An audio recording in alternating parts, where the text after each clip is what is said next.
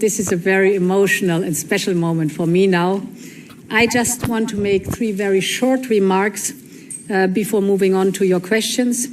The first one is a more personal remark. I cannot begin without expressing how much I am grateful for the trust and the confidence of the majority of the European Parliament. 401 votes in favor. You recall last time it was 8 votes above the majority, necessary majority. This time it's 41, so much better. And this sends a strong message of confidence, and I think it's also recognition for the hard work that we carried out together in the last 5 years within the last mandate. We've spared no effort. We have navigated the most troubled waters that our union has ever faced, and we've kept the course on our long-term European goals.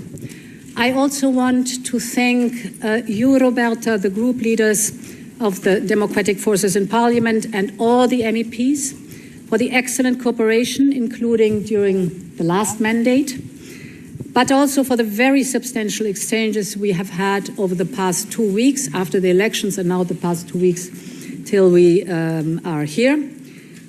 So I think this is a very good foundation for the next 5 years, and this was, I think, tangible in the debate today.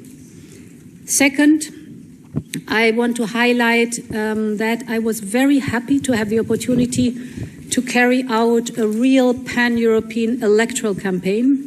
As you know, it brought me from Helsinki to Lisbon, from Bucharest to Rome, and many different places.